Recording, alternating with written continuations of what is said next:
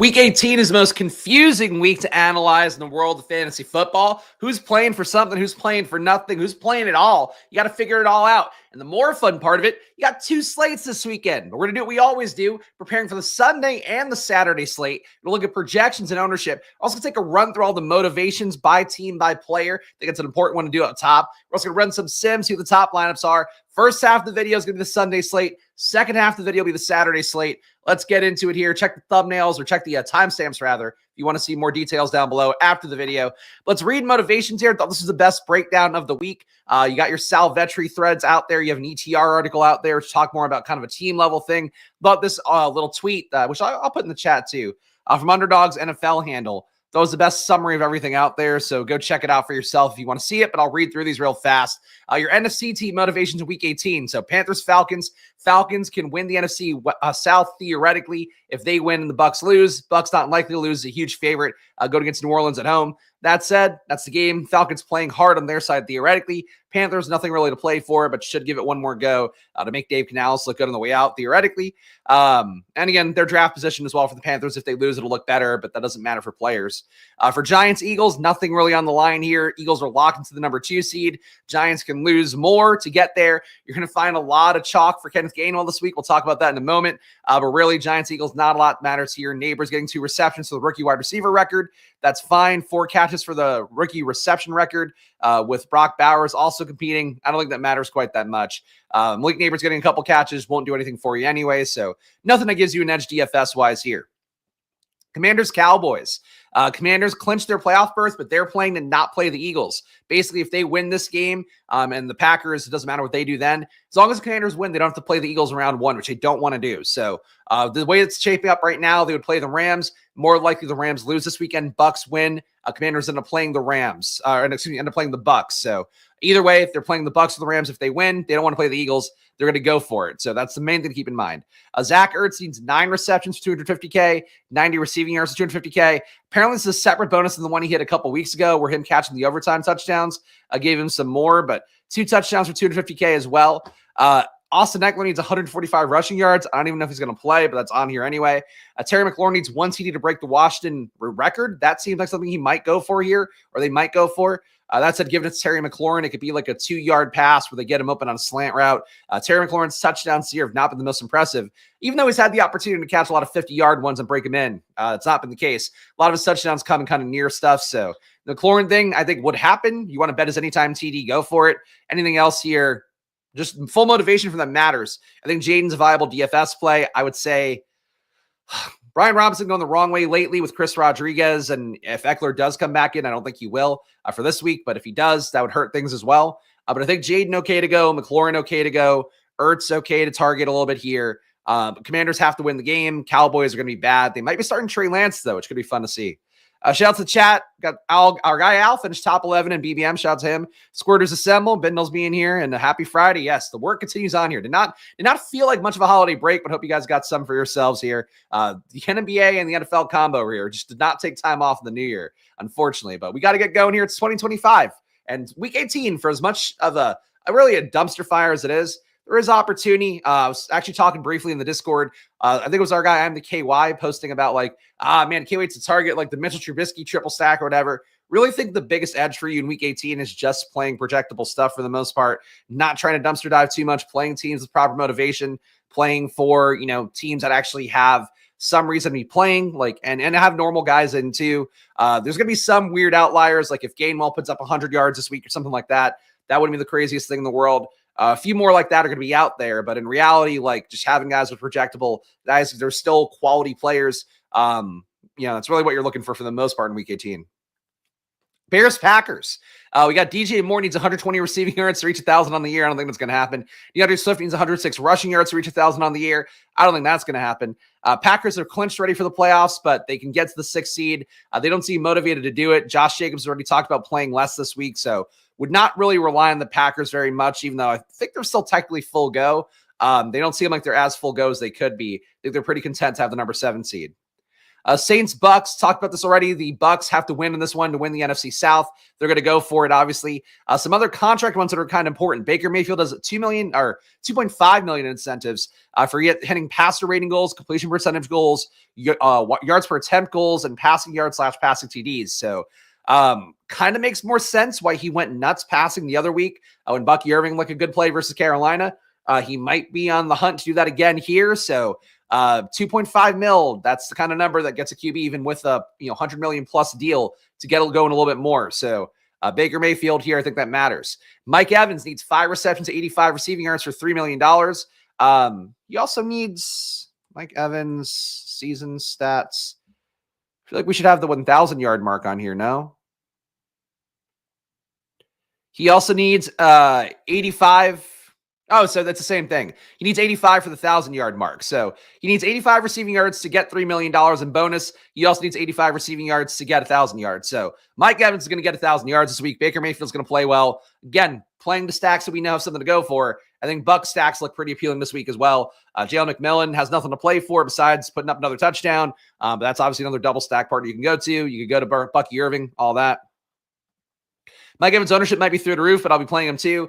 At the very least, I think he's a cash game play. But yeah, look, I think that, again, when you just have like a week 18 slate like this, I still think there's kind of an IQ test slate where it's like, are people going to play the right plays, or are they going to play dumb shit? They're going to play, I don't know. I mean, Trey Lance might not be a dumb shit play, but like he could end up being a dumb shit play.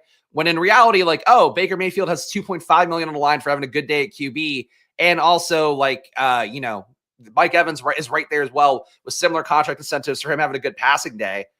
Play that in a game that matters for the Bucks too, that they need to win. So certainly some chance though, like they don't need do a lot to win against the Saints at this point. And again, they're almost like 2 touchdown favorites, I believe. Right now they are. Where are you at, Tampa Bay?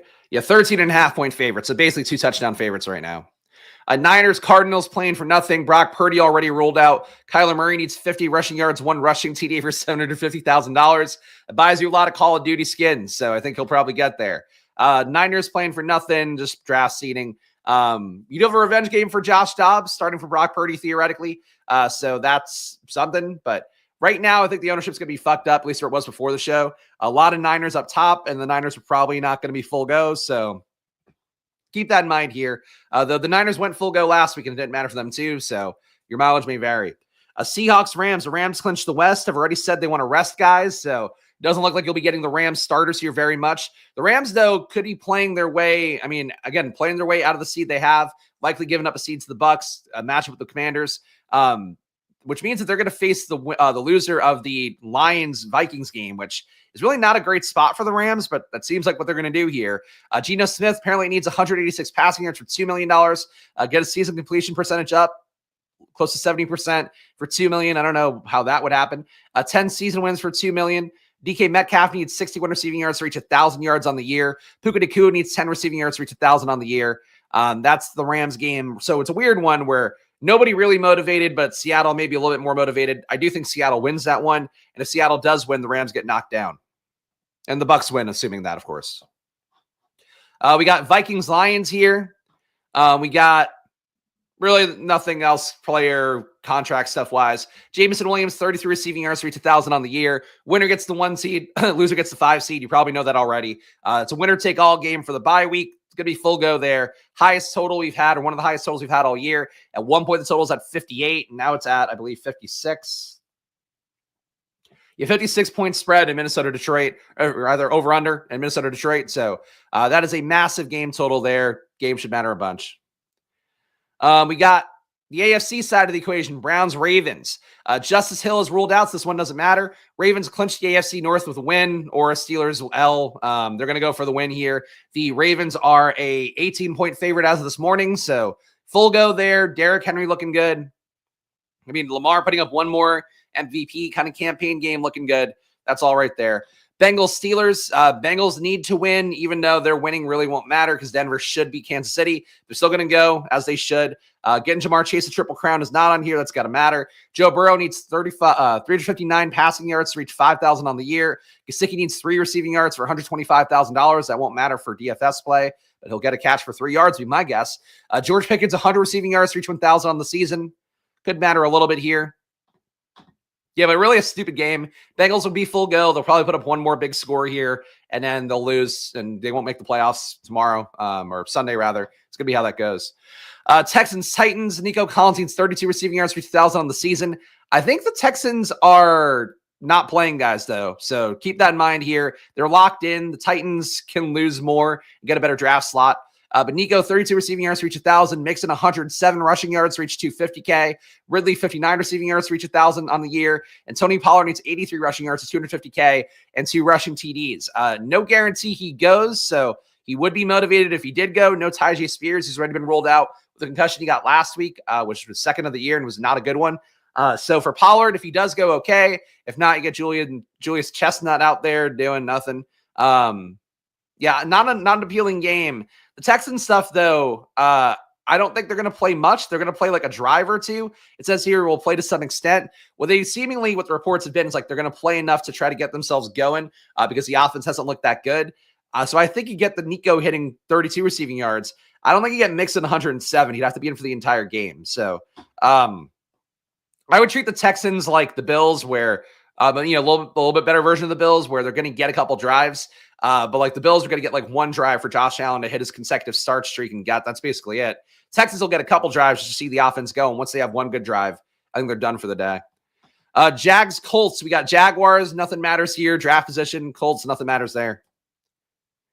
Bills, Patriots. Not a lot matters here. Bills clinched. Patriots playing for the number 1 pick. If they clinch it with an L, unfortunately, they have Drake May going, so they might not clinch it with an L. Going against a Bills team, it's not playing for anything. Josh Allen needs 1 start to continue the consecutive start streak. He's going to do that. Dawson Knox, 8 catches for 100K, 89 receiving yards for 100K. Not sure if he's part of the starters that wouldn't play here. Dalton Kincaid, I expect not to play very much. Knox is a starter, so he might not play too, but that is a pretty big reason for him to play. That's an 8 catches for him, 89 receiving yards. I think both would be season highs for him. So can he get there? I don't know. But he's a key part of the team, so if they're going to give it to him, maybe get a weird Dawson Knox game. I think it'd be worth some exposure. Austin Hooper needs 4 catches for 125K. That could happen. I don't know if it's a guarantee to happen, though. Chargers, Raiders. Raiders can improve / finalize the number 8 pick, so they probably want to lose.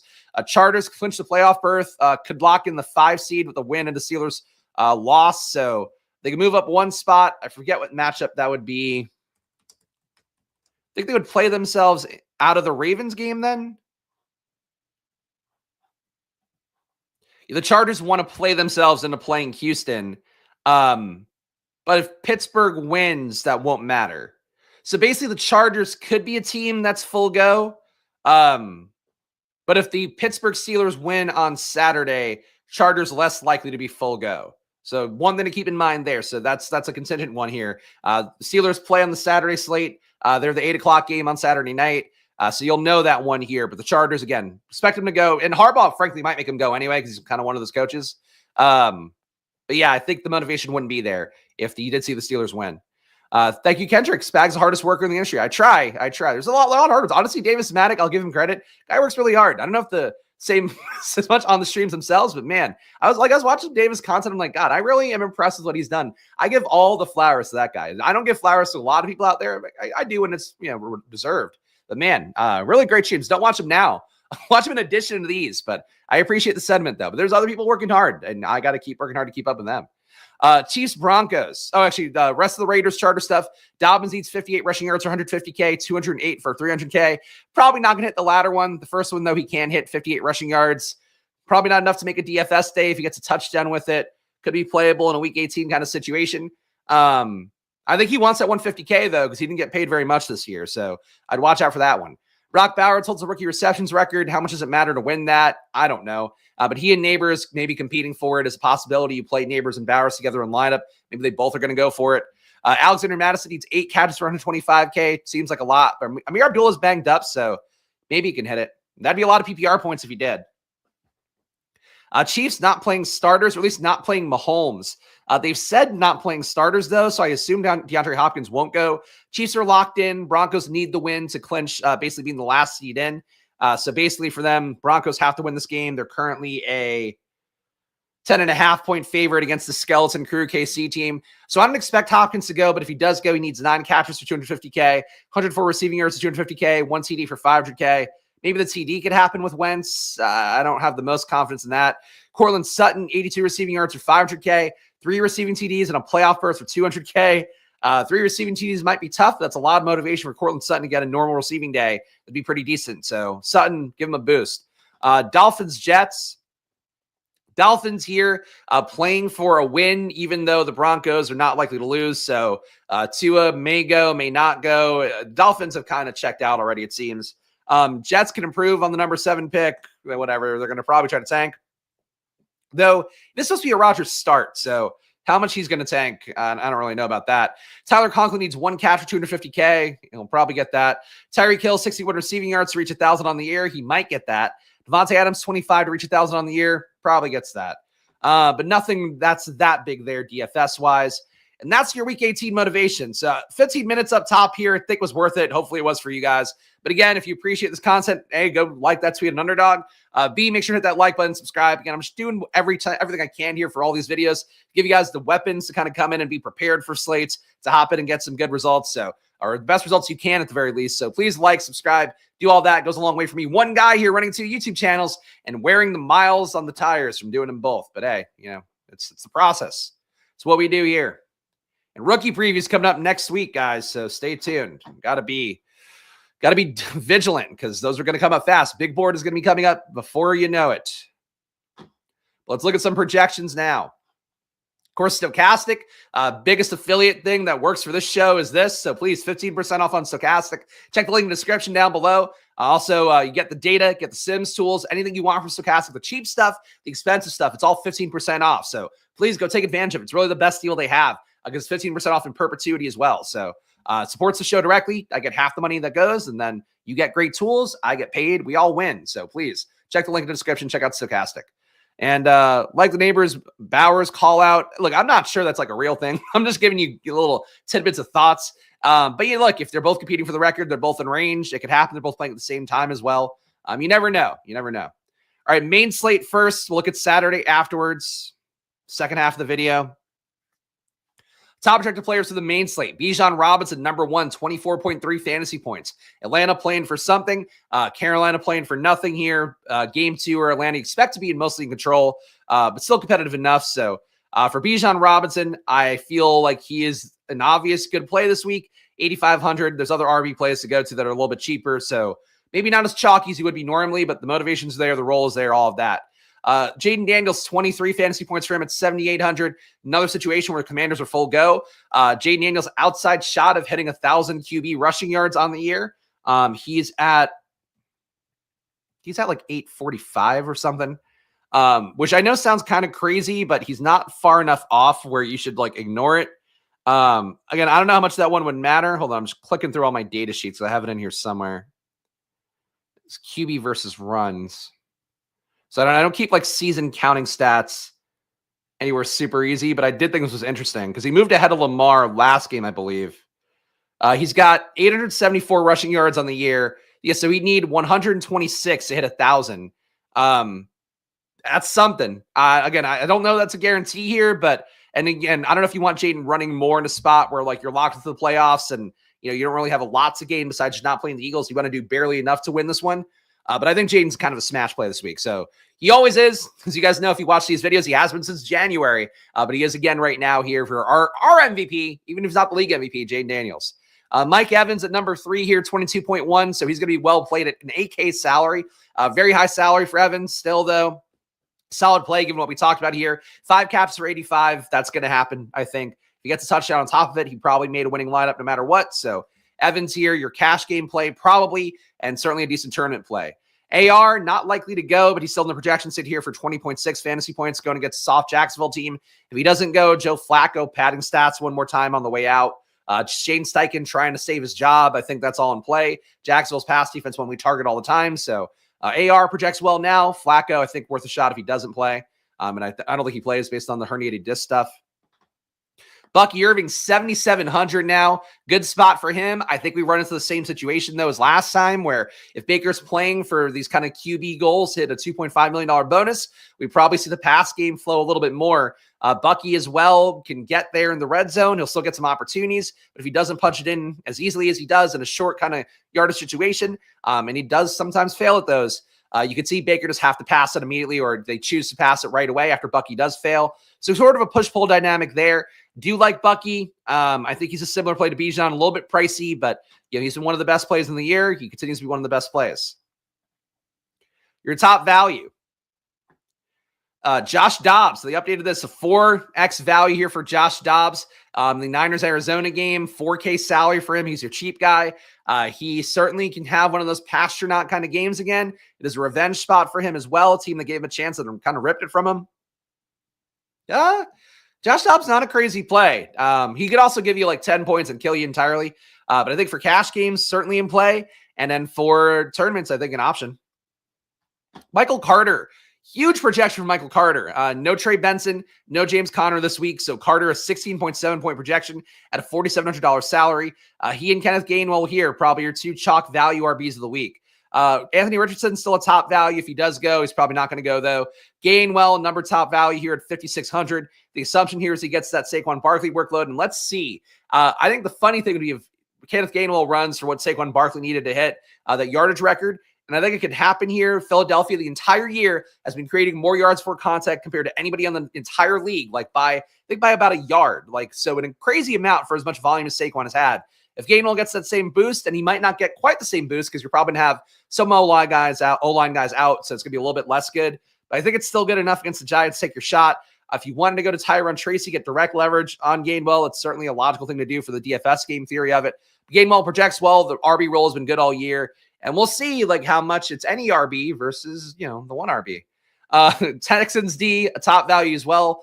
Playing against Tennessee. Tennessee doing a QB split this week. Going to be some Mason Rudolph snaps, some Will Levis snaps. Kind of a dumpster fire situation for them.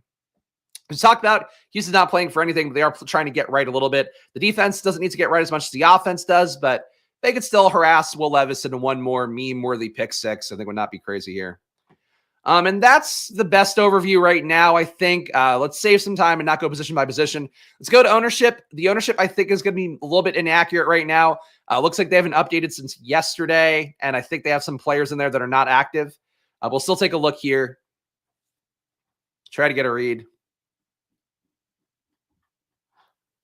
Why Titans defense? Are they cheap? $3,000 Titans defense. I don't know why you would any more than usual. Kenneth Gainwell, your number one owned player right now, projected player, 47% ownership going his way. So again, I think that's going to stay where it is, maybe be a little bit higher. But Gainwell, player people have liked for the most part. Team that's been very committed to the run. I think it's more scheme than player. I've said that. Doesn't mean that Saquon's not a good player, but it does mean he's really benefited from the scheme. I think Gainwell getting that kind of volume, if he can get it, would look good. The issue is do they maybe rotate in Shipley more? That's a possibility. Gainwell's probably the lead back no matter what, but it might not be like he becomes Saquon and Shipley becomes him. It might just be that he and Shipley just become kind of timeshare guys. So that's what I would watch out for. But Gainwell, chalk play of the week, looks okay. The Kittle Jennings stuff, I think, moves with Brock Purdy not starting. These ownership projections seemingly assumed that Purdy would start. He's got an elbow thing, so he's not going to go. But Juwan Jennings, Kittle here, maybe keep some ownership. You do have Josh Dobbs going this revenge game. Who's he going to throw it to? Juwan Jennings, he's teamed with in the past. That could be something that matters a little bit more here as well. Don't hate these guys, but I don't think they're super chalk this week. I question the Niners' motivations. Even though the Niners I've questioned them last week too, and they were full go and went nuts and put up a ton of points. I just don't know what the Niners are playing for. I don't know what Kittle in particular is playing for, a guy with a ton of injuries. Jennings, I don't know what he's playing for. Debo, who's also chalky looking here, 31% ownership for him. I don't know what he's playing for. I find it hard to believe that Kittle will be 42% owned, Jennings will be 39% owned, and Debo will be 31% owned with Josh Dobbs at QB. One of them, sure. All of them, I don't think so. Bijan Robinson, 31% for him. A lot of ownership going for Bijan, but again, a game that matters, competitive game as well. So Bijan makes sense in this kind of week 18 environment to go his way. Isaac Arendo, he's the kind of player that does have a random 200-yard day at this point for a team that doesn't want to play that hard. I think Garendo in play. I think he's a valid pivot to Kenneth Gainwell. Not as appealing to me, but he's in the hunt, and I think a good play. In the same game, though, like, I don't know how you're not going to get more Michael Carter if he's going to project for 17 fantasy points. We'll see what ETR has, but I think that Garendo's an okay play, but I don't know if he's a 28% play. Niners D at 25%. I don't know why.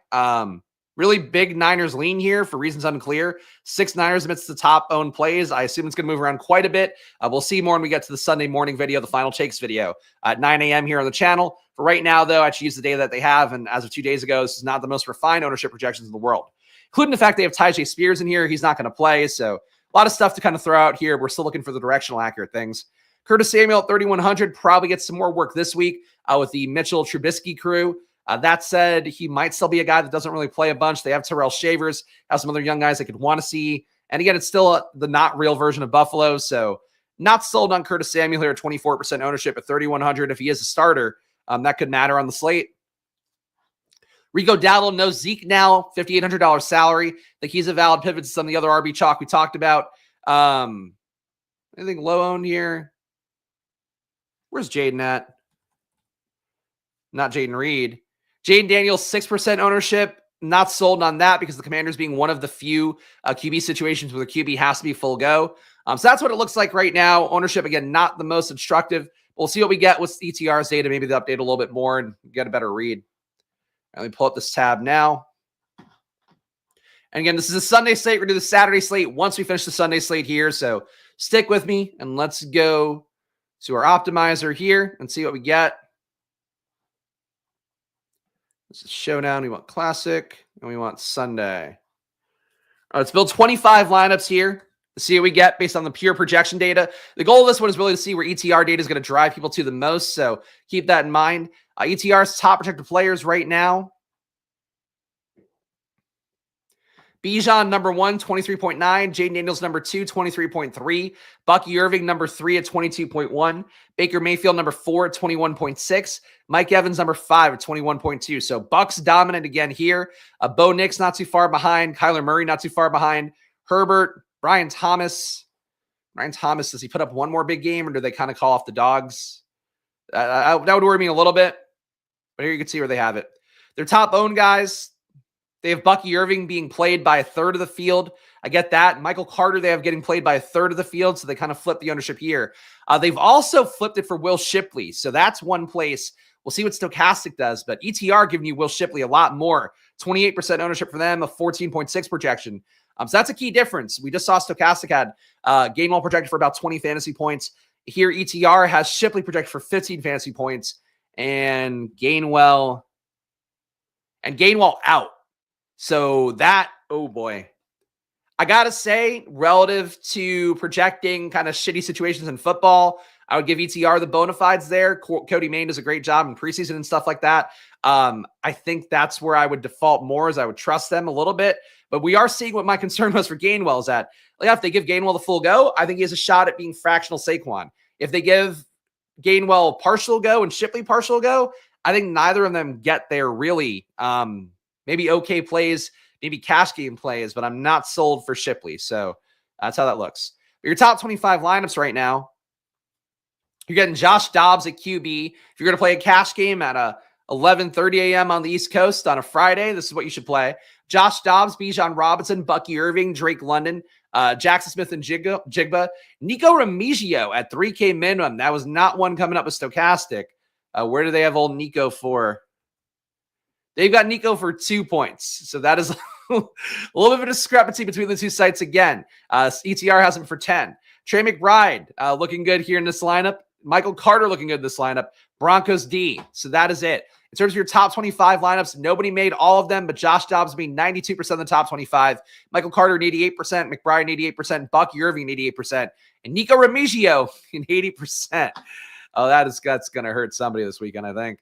Minimum salary guy, look, it can hit, but if I had to guess, if Nico Remigio chalk started to congregate, you probably see another 3K guy beat him. I don't know who it would be, but that's probably the DFS of it. Nico Remigio is like a name that people talked about a lot in the preseason, but this almost feels like wish casting preseason data. I don't know. Your top game stacks, you're getting 64% of Josh Dobbs, Trey McBride, Michael Carter. So that kind of natural Niners stack, or Niners, maybe not even stack. Niners at QB with a couple bringbacks going to happen a lot with ETR data. Dobbs with Carter happen a good amount as well. Trey McBride and Carter together in 64% of lineups here. So yeah, a lot of Cardinals coming in. It seems like we have sim data in here. So let's run a quick sim. Let's put import settings, because I think this sim is going to be more instructive than stochastic sims. Stochastic's projections are just off enough that I'm not sure we're going to get there correctly. Let's put 3 uniques in. Let's put that variance on. Let's build 250 lineups here and see what the sim thinks are good plays on ETR's data. Rather go with Whittington. Interesting. Okay. No idea who he is. Steve was not paying attention during basketball season, I guess. But yeah, he was a guy that basically had some training camp hype. I don't know anything else about him besides the fact he had training camp hype. Think a Justin Watson kind of receiver is the impression I have of him. But nothing. I mean, honestly, he probably doesn't have enough stats for me to read about this year. Nico. Actually, I don't have him in my player pool, so I'd have to fix that. Let's see. In the Sims running, let me see if I could find some Nico numbers in my Sports Info Solutions data. Of course, we'll be doing the premium video after this one, going game by game as well, so stay tuned for that. If you're not a member of the channel, join now if you want access to that coming up right after this video ends. All right, Nico Remigio.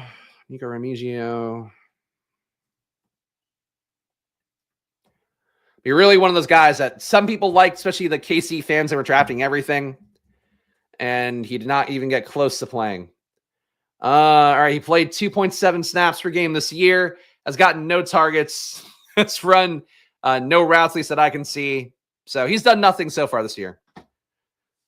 But hey, that was a worthwhile exercise for me to put his name in at the very least. Best ball, bro. We'll see going forward. Hey, I mean, look, I think it's worthwhile, but I think a lot of people this year disagree. Based on what the feedback on Twitter has been. Also, I got to say that one of the worst things about this year in best ball, I'm not going to say anybody by name, but maybe you'll know, maybe you won't.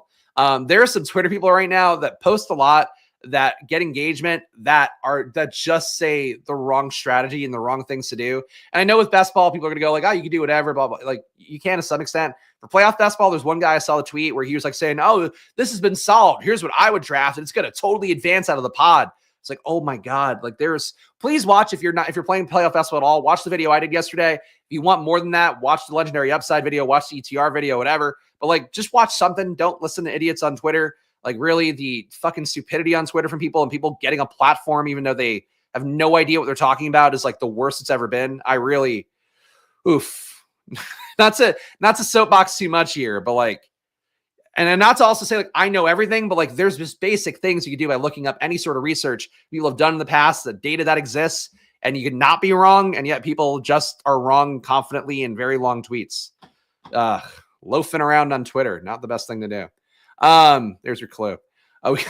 We got your top ROI lineups right now for the Sunday slate. We got Baker Mayfield, Tony Pollard, Will Shipley, Johnny Wilson. Whoa, okay. I'd take him over Nico Remigio. Mike Evans, Jacoby Myers, Zach Ertz, Bucky Irving, Buccaneers D. I got to say the Johnny Wilson one, was not expecting to see that. Johnny Wilson was a high EPA player coming out of Florida State, and some metrics he graded out better to me than the Keon Coleman did. I think that for Johnny Wilson, Tanner McKee played pretty well. I was surprised to see him play as well as he did when he had to come into that game with really no prep work when Kenny Pickett got hurt last week. So I could live with the idea of playing some Eagles here. Eagles still a well-coached offense with Kellen Moore at the helm. I'm shocked to see Johnny Wilson. That was not a name I expected here. I guess we're getting Nico Remigio. We're getting Johnny Wilson. All the summer best ball hits. Aiden O'Connell, Tony Pollard again, Will Shipley again, Mike Evans, JSN, Jacoby Myers, Brock Bowers, Michael Carter, and Broncos D. So again, some milestones at play. Jacoby Myers needs like 85 receiving yards, hit 1,000. Bowers playing for that reception record. Maybe something hits there. Chargers D, not really the one I want to target, though. I don't think they take a week off. We got Michael Penix Jr., Bucky Irving, Will Shipley, Brian Thomas Jr., Drake London, Jacoby Myers, Brock Bowers, Nico Remigio makes it in, and Titans D. Is he Italian or is he Greek? Or is he just a black guy with an interesting name? I got to learn more about Nico Remigio here. Because I feel like my instinct to say Nico Remigio, but I don't think, no, he's a black guy. He's a black guy who's from Orange County. So, okay, there's Nico Remigio details. We learned something. He could be like Greek, though. Could be like, Giannis Greek. It could be a thing. Josh Dobbs here at number 4. Oh, I want him to be an Italian guy. I never looked at Nico Remigio's face. Josh Dobbs, Bijan Robinson, Michael Carter, Mike Evans. He could be Sicilian. He could just be very tan. Calvin, or the Moors were in Sicily, or the Moops, depending on which card you're reading in Trivial Pursuit. Calvin Ridley, Jacoby Myers, Brock Bowers, Tutu Atwell, Bills D. Getting an interesting mix here. You're really only one QB that I would say is like legit. I mean, Penix is okay, but Penix, what has he shown us to really want to target him in a stack at this point? Baker, I think getting Baker. It's funny though, like ETR always gives you a shitload of Baker, and this week where I think Baker is like the one really obvious play that makes sense, like has a floor, has a ceiling. They're not giving him Baker this week. You got Josh Dobbs this week, Will Shipley, Zach Charbonnet, Mike Evans, Drake London, Juwan Jennings, Brock Bowers, Michael Carter, Bills. Charbonnet will get forgotten a little bit on the slate. The price tag's not as appealing as it once was. Still no Kenneth Walker. Rams not full go, playing against Jimmy Garoppolo. Charbonnet, one of those guys that could put up like 200 yards here. And that's really one of the things, like, what's going to win the slate this week is one RB putting up 150, 200. And it's like a guy that people are just not as chalky. It's not as, known of a known quantity. Like Tony Pollard might hit his contract stuff or whatever, get you 90 yards and a TD. That's probably good enough play. And maybe even win a tournament and you'll be in a tournament winning lineup. But like in reality, there's going to be some dude that gets played like in a lotto style, kind of lineup that in the Millie Maker where it's like, oh, I can't believe Carson Steele went for 200 yards this week. Like that's the kind of play that hits. But I'll just say that out loud because that's where my brain goes. But Charbonnet at least is like a good version of that where he's not chalky and like we've seen him do stuff, but he's just not going to get played as much because he's not like, sexy new young toy coming in for very cheap. Other QBs to stacks to note here. Geno Smith, we saw he's got some milestones. You got Geno with Bucky Irving, Tony Pollard, Drake London, Cortland Sutton, JSN, Zach Davidson, a tight end for the Bills, for the flotsam tight ends that they'll have out there. Not Quentin Morris, you got Zach Davidson. Will Shipley, Bucks D. My God, these lineups. Oh, boy. Here's a Jaden Daniels team. Jaden with Shipley, Michael Carter, Terry McLaurin, Cortland Sutton, Jacoby Myers, Zach Ertz, Brock Bowers, Packers. Got a lot of contract motivation guys in here, which is nice. Terry McLaurin with the 1 TD to set the Washington record. That also matters. Does playing week 18 feel better than playing preseason? I will say for me, I don't play preseason usually. I do play week 18. So yes, I would say from my perspective. It is true. I cannot believe Carson Steele will go for 200 this week. I mean, you saw the college version of him and Cam Scatabo do it. So why not? Why not Carson Steele? Anyway, these are your top sim lineups, top sim ROIs real fast according to ETR data. We'll look at Stochastic too. Again, Stochastic is not going to be as helpful right now. Michael Carter. Actually, that's not sorted by ROI. Highest ROI, Eagles D, Jags D, Will Shipley. Really, man, how do we solve this one before Sunday? It's like if Stochastic and ETR don't agree by Sunday, that's going to be really confusing in how to handle it. And then my gut would be like, don't play either. But yeah, Gainwell, the Stochastic star player of the week. Shipley, the star player of the week here for ETR. So that's running in contrast for sure. Baker Mayfield, 175% ROI. Tony Pollard, high ROI. Terrell Shavers, another cheap guy, 3K minimum, has a high ROI. Has actually done something this year too. The Terrell Shavers, still don't know if he's really a play, but high ROI for him at 1% exposure. Bucks D, Quentin Johnston, Jaden Daniels, Titans D, Brock Bowers, Aiden O'Connell, a CEH with no more backfield competition. It still probably doesn't hit, but he's a play. McLaurin, McMillan, those are some of your guys are getting here. Let's run Stochastic real fast. Just take a quick look at what they have. And then we'll do the Saturday slate. So strap in, guys. Strap in. We're not done yet. And guys, if you do appreciate this content, please do support the show.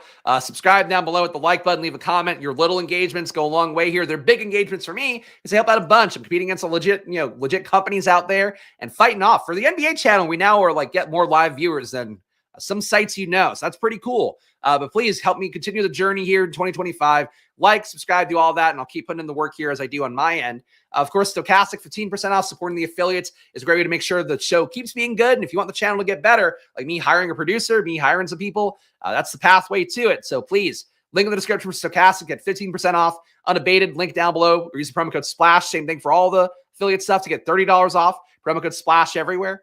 Solver, promo code SPLASH, link in the description down below as well. And Underdog, promo code SPLASH for $1,000 in bonus cash. We're not doing any pick'ems or battle royales today because you have the 2 DFS slates, but still Underdog, great place to play. And of course, playoff basketball going on. Check out my video from yesterday if you want more details on that. And big board coming up, which is apparently my bread and butter now. So we'll see how that goes.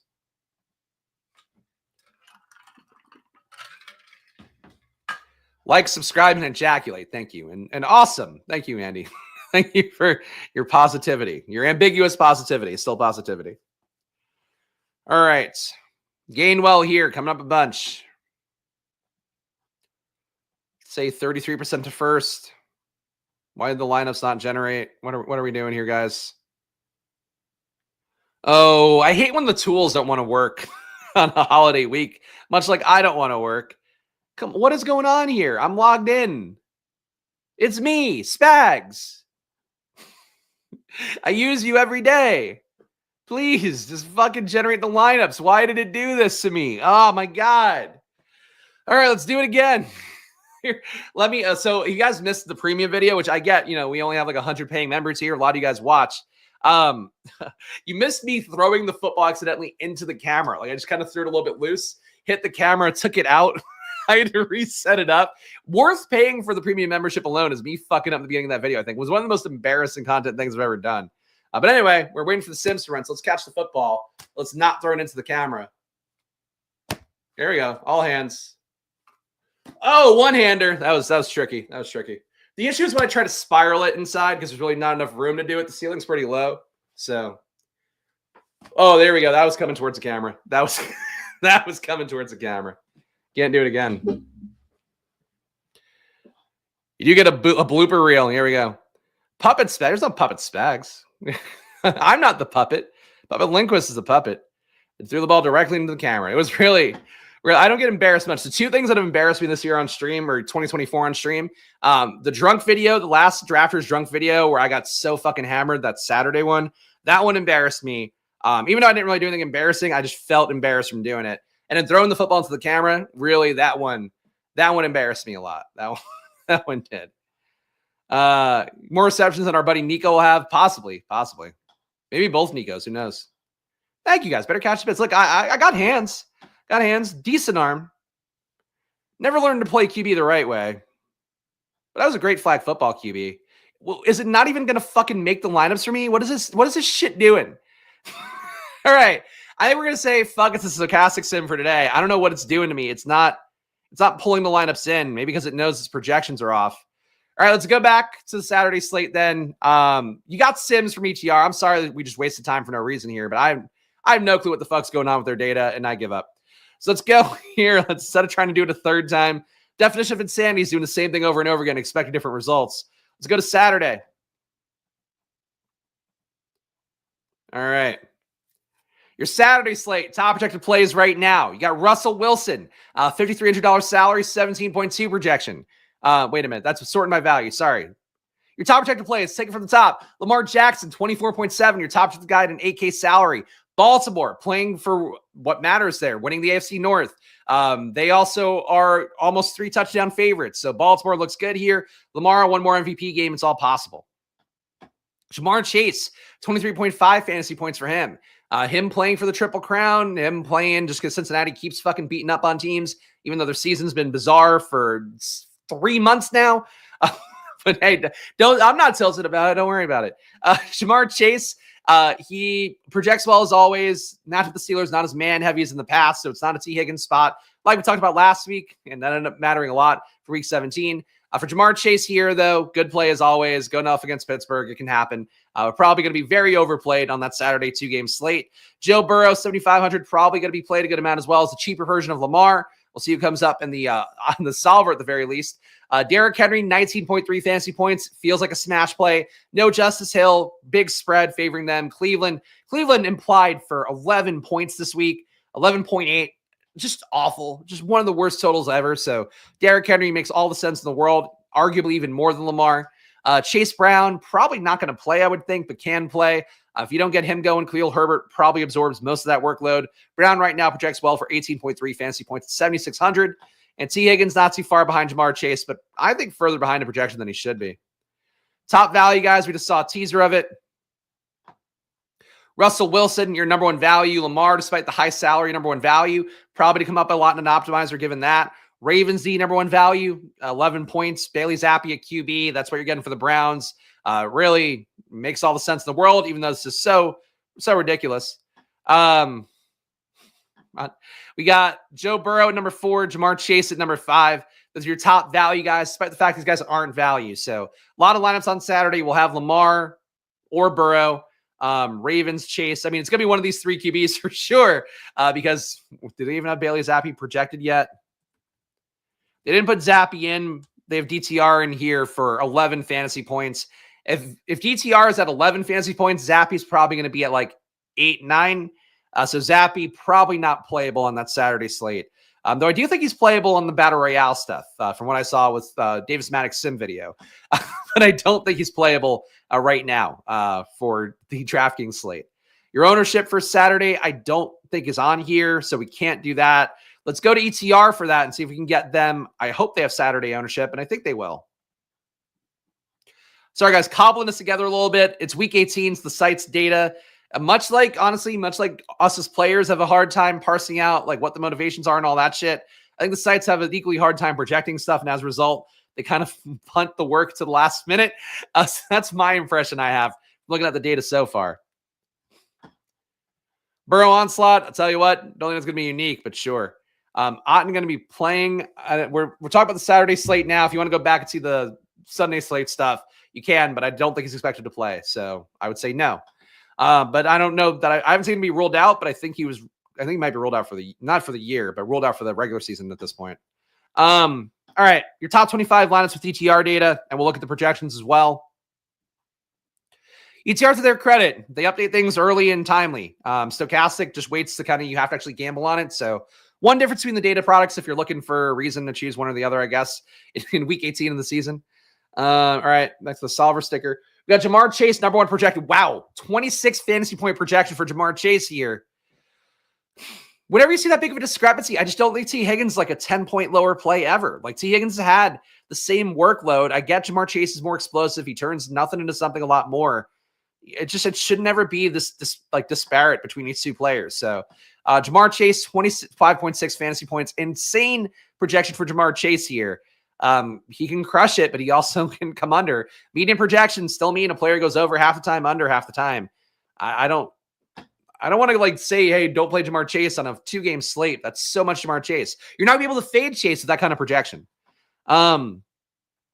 Derrick Henry here, 23.8 fantasy points, a little bit higher than Stochastic had him. I would agree with that one a little bit more. Lamar Jackson, 23.7. Joe Burrow, 21.96. Russell Wilson, 18.1. And Higgins way behind at 16.9. Top owned plays for the Saturday slate. They've got Jamar Chase. They've got Ravens D. Wow. Ravens D, 66% played. Do we even want to play the Saturday slate? I know I'm doing the video for it. I'll keep going through the motion here, but this looks awful. This is ridiculous. I mean, this Ravens are a very obvious play. Clearly the best play. You don't find teams with under a 12-point total that often. But that's so much of one defense. And if you hit the other outcome, Lamar fucks up, fucking fumbles the ball, throws one pick. That's a lot. I mean, Nolan knows his DFS. 68% defense is insane. That's even for a showdown, that's a lot of a player. For a defense on a 2-game slate, that's a lot. Jamar Chase, 65%. It's a lot for a receiver too. Khalil Herbert, 65%, assuming that Chase Brown is out. They have him projected for 15.9 fantasy points. So Khalil Herbert, key play here for the Saturday slate. No surprise there. Derrick Henry, 57.2. You give me 66% Derrick Henry, I wouldn't be mad at it. I think he's that kind of play. Zay Flowers, 53.4. Zay's been really not good for weeks now. Let me see if I can pull up his. He had 100-yard day, but it wasn't really that great for DFS. The Pittsburgh game, 18 fantasy points, 100 yards. He hasn't had over a 20-point game since week 9. I've felt like they need to get Zay Flowers going for weeks, but the issue for me is if he's the one that they're going to be playing the most on the Saturday slate, that people are going to land on naturally, play Bateman, play a lesser-owned Bateman, play Mark Andrews. Bateman's going to be 18% owned. Andrews is going to be 27% owned. I just don't think Zay Flowers is like this must-have on short slates. Because the way the projections work, he always ends up being a must-have on short slates. Same thing on Christmas Day. I'm just not sold on Zay Flowers right now, and I don't love that. 300K off-top prize, you want to chop with 400 people, that it definitely feels pretty choppy right now. But if the Ravens D fails, you win all the money. So that's unfortunately where like the EV probably is. Let's look at the top 25 lineups. We'll run a sim here with ETR data as well. We got Russell Wilson, Derrick Henry, Khalil Herbert. This would be your cash game lineup right now if you're playing a cash game. The Saturday slate, like a fucking degenerate on a Friday at 11:50 a.m. We got Russell Wilson, Derrick Henry, Khalil Herbert, Jerry Jeudy. Ooh, people are not going to play any Browns, but they project well enough. Zay Flowers, Jamar Chase, Jordan Akins did get pretty decent work last week with old David Njoku out. Njoku out again here. Akins put up 10.9 fantasy points on 8 targets last week, so nothing to sneeze at. Derrick Henry, Derrick Henry, we talked about him already. Mike Gesicki down here, Ravens D. That's your cash game lineup. Wilson, Henry, Herbert, Jeudy, Flowers, Chase, Akins, Gesicki, Ravens. Let's build a 250 lineup set here with some stack boosts. Let's do 2 uniques. Let's try to get a little bit of a decent spread here. Let's make sure we have variance on. All right. This will be our last sim here because the stochastic sim did not seem like it wanted to work today. I'm sure it'll be fine by probably later today. But for right now, let's skip that part. Let's focus on the one we know works here that's got updated data. Grind out your remaining DK achievements for the Saturday games. There you go. Hey, not like you get a prize chest or you get even the fucking boost anymore for DK. And also the crowns, by the way, if you're not playing on DK a lot lately, crowns now worth half as much, or it takes, double the amount of money to get a crown as it did before. So tough scene for the DFS streets. Really, it's so odd because like tournaments fill fast as ever.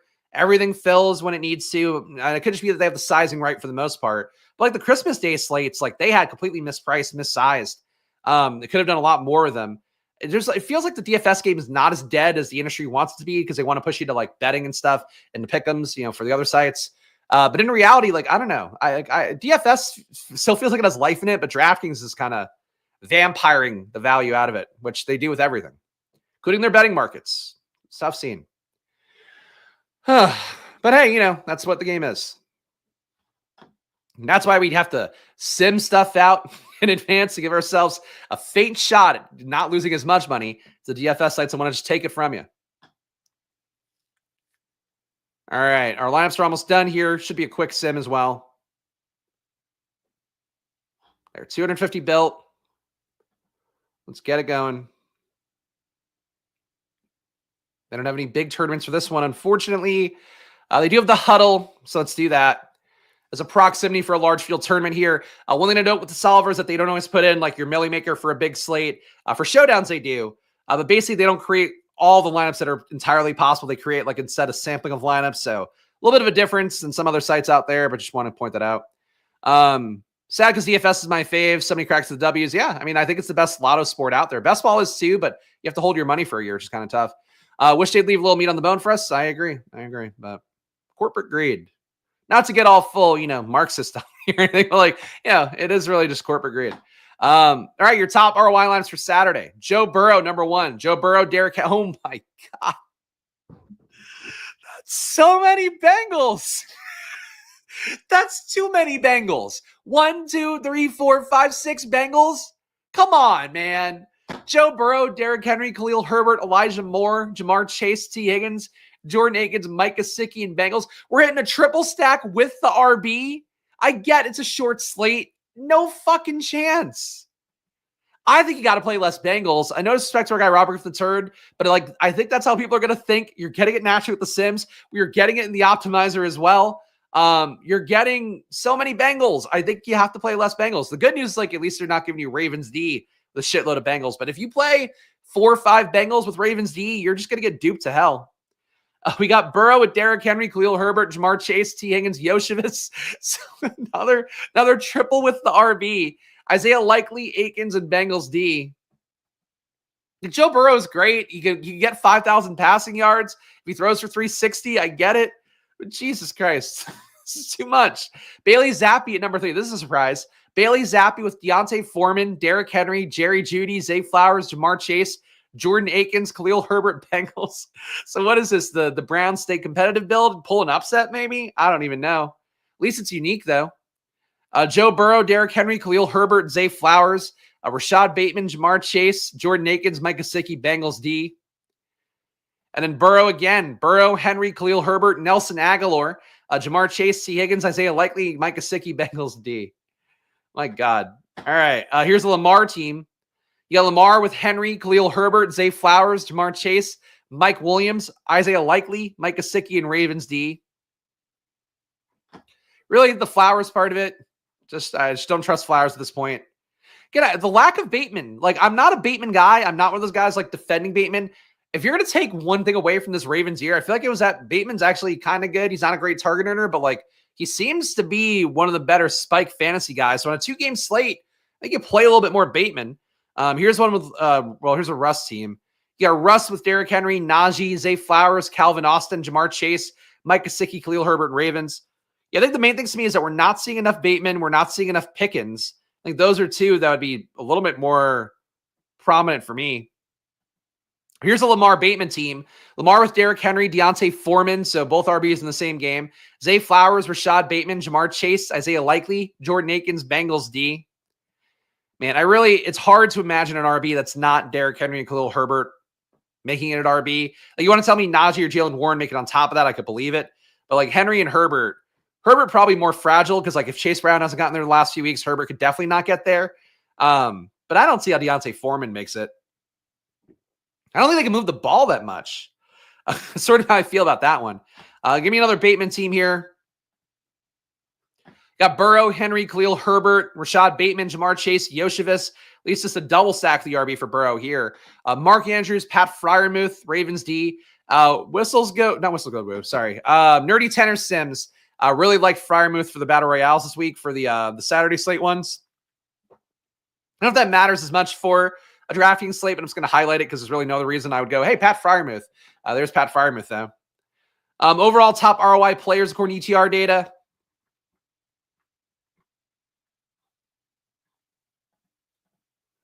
Your highest ROI guy is Bailey Zappi. So my assumption here with him only being in 2% of lineups is that basically when Bailey Zappi hits and the stack hits enough, it just makes it so you're entirely on an island on your own because nobody's going to play Bailey Zappi based off the projection.